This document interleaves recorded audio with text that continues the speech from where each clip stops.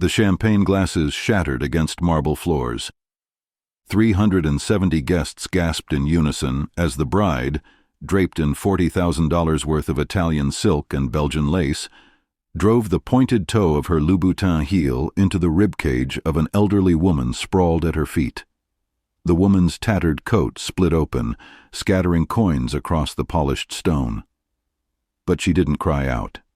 Instead, she lifted her scarred face, locked eyes with the bride, and whispered words that would unravel 23 years of carefully constructed lies. "You have your mother's eyes, Clara. The same ones she had the night your father tried to burn her alive." The cameras stopped flashing. The string quartet fell silent. And in that frozen moment, everyone in that opulent garden wanted to know the same thing. Who was this beggar? What did she know about Clara's perfect family? And why did the bride suddenly look like she'd seen a ghost? Before we dive deeper, let us know in the comments where you're watching from. We'd love to hear from you. And if you're new here, click on the subscribe button so you never miss any of our upcoming videos. Clara Bennett had spent her entire adult life building the image of perfection.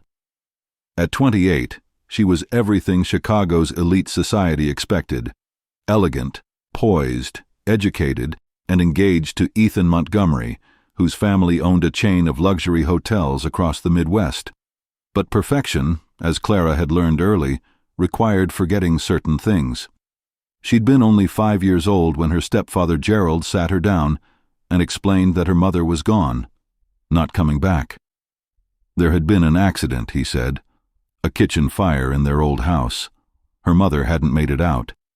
Gerald had barely managed to save Clara, wrapping her in a wet blanket and carrying her through the flames. He showed her the scars on his forearms as proof. For years, Clara accepted this story without question. She had no clear memories of her mother, just fragments: a woman's laugh, the smell of vanilla, a hand brushing hair from her forehead at bedtime. Gerald remarried. They moved to the North Shore where his consulting business flourished, and Clara attended private schools. By the time she met Ethan 3 years ago, she'd become exactly what Gerald had groomed her to be: the perfect daughter, erasing every trace of the life before the fire. The first disruption came 11 days before the wedding.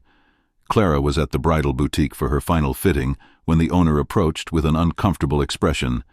"Miss Bennett, there's a woman outside. She's been there for about an hour. My staff asked her to leave, but she insists she needs to speak with you." Clara glanced through the window. An elderly woman in a stained brown coat stood on the sidewalk, her gray hair matted, her face weathered and scarred. "Just call the police if she won't leave," Clara said, turning back to the mirror.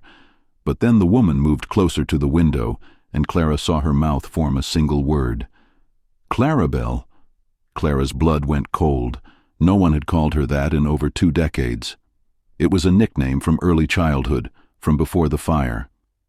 That night, at 3 in the morning, Clara nearly stepped on something that had been slipped under her apartment door: a photograph, burned along one edge. The image showed a little girl sitting on a woman's lap. The girl was clearly Clara, but the woman's face was half destroyed by the burn damage. On the back, written in shaky handwriting, were 3 words: "She remembers you." Over the following days, Clara caught glimpses of the beggar woman 3 more times. The nightmares started, dreams of fire and smoke, of reaching for someone through flames, of a woman's voice calling her name. But on the morning of her wedding, as Clara sat in the bridal suite having her makeup applied, she looked out the window and saw the beggar woman standing at the estate's iron gates, holding a sign that said, "Ask your father about the fire." The ceremony was scheduled for 4 in the afternoon, timed perfectly to catch the golden hour light. Clara walked down the aisle, her arm linked through Gerald's, scanning the seated guests compulsively. The ceremony proceeded flawlessly. Ethan's vows made people cry. The photographer captured the perfect moment of the perfect kiss. Then came the cocktail hour on the estate's sprawling lawn. Clara circulated among guests, accepting congratulations, playing her role beautifully.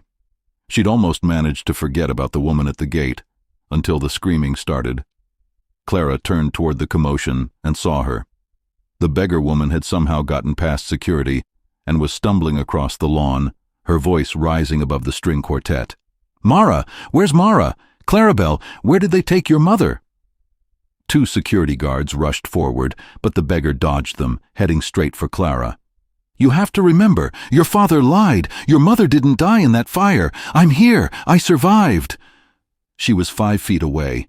Clara could smell her, could see the deep scars, could see those pale blue eyes burning with desperate intensity, and something inside Clara snapped. Pure, white-hot rage at having her perfect day destroyed. As one of the guards grabbed the woman from behind, Clara stepped forward and kicked her. Hard. The beggar went down on the grass, gasping. The crowd gasped with her. Phones appeared, cameras already recording. "Get out," Clara hissed. "You don't belong here." The beggar woman looked up at her with something that looked almost like forgiveness. "You look just like your mother, right before your father dragged her into that burning house." Then the guards hauled her away, and Clara was left standing in a circle of shocked wedding guests, her perfect day shattered beyond repair. If you're still watching at this point, drop a comment with, "I'm still here." Let's see who's truly following this shocking story. The footage went viral within hours. Entitled, "Bride Assaults Homeless Woman at Luxury Wedding." By midnight, Clara's phone had 300 notifications. Ethan's father demanded a PR statement, but Clara couldn't stop thinking about the woman's words. That night, unable to sleep, Clara found an email on her phone. Inside was the same burned photograph, but restored digitally. Clara could finally see the woman's face clearly. It was the beggar. 23 years younger, unscarred, beautiful. Below the image, her name was Mara Dalton. She was a nurse. She was your mother, and your father tried to kill her. 3 days later, Clara hired a private investigator named Marcus Webb. It took him 4 days to uncover the truth. Mara Dalton had married Gerald in 2000, had Clara in 2001. But the marriage was troubled. Neighbors reported arguments. In October 2002, there was a fire. Gerald escaped with Clara. Mara was presumed dead, though her body was never properly identified. But 3 months later, a woman matching Mara's description was admitted to a hospital in Gary, Indiana, with severe burns and complete memory loss. Listed as Jane Doe, she recovered over months, then disappeared into shelters and streets. Something triggered her memory months ago, maybe Clara's engagement announcement. Marcus pulled out the original fire reports, accelerant patterns that didn't match a kitchen fire, signs of forced entry, evidence of a struggle, and they'd found 2 bodies, not one. The second was Louise Chen, age 32, Mara's best friend. "He killed someone," Clara whispered, "and tried to kill your mother. She's been lost for 23 years, and you kicked her at your wedding." Marcus arranged a meeting at a shelter in Garfield Park. Mara sat across from Clara in a small room, cleaned up and wearing donated clothes. "I'm sorry," Clara said, "for what I did at the wedding." Mara's eyes filled with tears. "You have nothing to apologize for. I just needed you to know the truth." Through tears, Mara explained what she remembered. Gerald was having an affair with Louise, her best friend. When Mara discovered it, she confronted them. "I told Gerald I wanted a divorce, that I was taking you. We fought. He hit me, hit Louise too. Then I smelled smoke. He'd started a fire. I ran to get you, but Gerald blocked the stairs and pushed me toward the bedroom. He held the door shut while I screamed. I must have escaped through a window, but Louise didn't make it." "Why didn't you come find me after you recovered?" Clara asked. "I didn't remember. Not for years. I woke up with no idea who I was. I lived in shelters, on the streets. Then last year, I saw your photo with Gerald in a news article. Something triggered.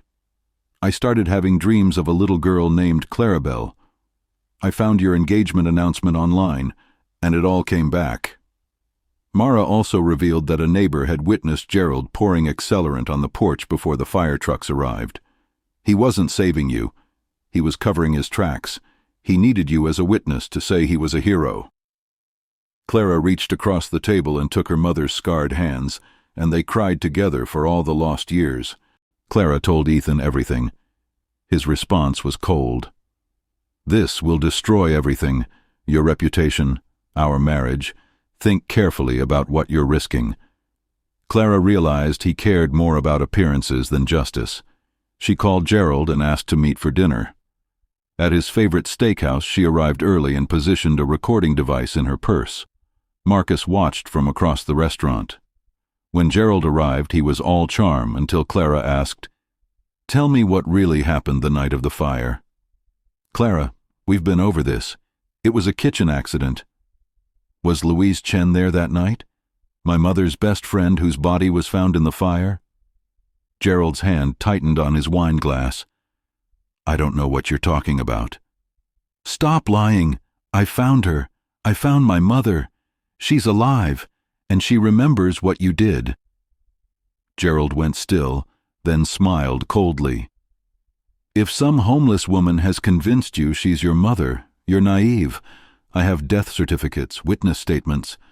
She has scars from the burns. She knows things only my mother would know.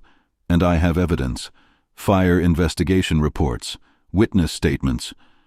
Gerald studied her. "You're really going to destroy everything I built for you, all for some delusion. You tried to kill her." "I saved you," Gerald hissed. "Your mother was going to leave and take you, ruin me, take everything I'd worked for. I did what I had to do. Yes, there was collateral damage, but I gave you a good life." Clara felt dizzy. "You're admitting it." "I'm not admitting anything that will matter. It's been 23 years. Evidence degrades. Witnesses forget. Your mother is a homeless woman with mental instability. Who will people believe?" He stood. "I made you who you are, and I can destroy you just as easily." 2 days later, Mara disappeared from the shelter. Marcus called Clara at 2 a.m. "Meet me at this address." It was the abandoned lot where Clara's childhood home once stood. "Gerald still owns this land. I've been watching it. About an hour ago he showed up. I called the police." Clara approached the overgrown lot and saw Gerald kneeling beside a small fire, feeding papers into flames. "Burning evidence?" Clara called out. Gerald stood. "Go home, Clara." "Where's my mother?" "Your mother is dead. The woman you found is a con artist." "Because I remember you carrying me out. I remember hearing screaming. I remember you telling me never to talk about that night. But I was 5, and I believed you." Gerald's expression shifted. "I protected you. You traumatized me. You stole my mother. You killed an innocent woman. She was going to ruin everything. Your mother was going to throw it all away. So yes, I made a choice. I chose my future. And I'd do it again." Clara held up her phone, recording. Gerald lunged for it, grabbed her wrist, twisted hard. The phone fell. "You stupid girl. I made you. I gave you everything." He was dragging her toward the fire when a voice called out, "Let her go." Mara stood at the lot's edge, supported by Marcus and a uniformed officer. Gerald's voice changed, becoming gentle. "Mara, you're alive. Thank God." "Drop it," Mara said. "I heard everything. We all did." Marcus held up his phone, recording. Another woman stepped forward, the neighbor who'd witnessed Gerald's crime. "My name is Patricia Rodriguez. I've lived on this block for 40 years, and I'm ready to tell the truth about what I saw that night. I watched you start that fire, Gerald." The officer stepped forward. "Gerald Dalton, you're under arrest for the murder of Louise Chen and the attempted murder of Mara Dalton." 6 months later, Clara sat on a bench overlooking Lake Michigan with her mother. Gerald was convicted and sentenced to life in prison. Ethan had filed for divorce. His family wanted distance from the scandal. Clara had moved into a modest apartment, closer to where her mother was rebuilding her life. "How are you doing?" Clara asked. Mara smiled, the scars on her face crinkling. "Better. The therapy is helping, and having you back in my life, that's everything. I'm so sorry for what I did at the wedding. Clara, stop. You didn't kick me. You kicked the lie that trapped us both. You were protecting yourself from a truth you weren't ready to face. Clara had started a foundation for domestic abuse survivors in Louise Chen's name. She used the very connections Gerald had helped her build to raise money and awareness. "Do you ever regret it?" Clara asked. "Coming back? Disrupting my life?" Mara turned to her. "Not for a second. Yes, I lost 23 years with you, but I got my daughter back, and you got your truth. That's worth everything." Clara leaned her head on her mother's shoulder. "I love you, Mom. I love you too, Clarabelle." Sometimes the truth costs everything. Clara lost her marriage, her social standing, the life she'd spent decades building, but she gained something far more valuable. She gained her mother. She gained her truth. She gained her freedom from a lie that had controlled her entire existence. The beggar at her wedding wasn't poor in spirit. She was the richest person there because she carried something no amount of money could buy, the courage to speak the truth, no matter the cost. So ask yourself this: if you were Clara, would you have had the strength to face what came next? Would you have chosen comfortable lies over painful truth? And if you discovered that everything you believed about your life was constructed on someone else's crime, would you have the courage to tear it all down and start over? Because that's what real strength looks like. Not perfection, not wealth, not status, but the willingness to face the truth, no matter how much it hurts. Clara chose truth. And in the end, that choice saved both her and her mother. What would you have done? Tell us in the comments below. And if this story moved you, hit that like button and subscribe. Because every week we bring you true stories that prove one thing: appearances can lie, power can silence, but truth always finds its voice.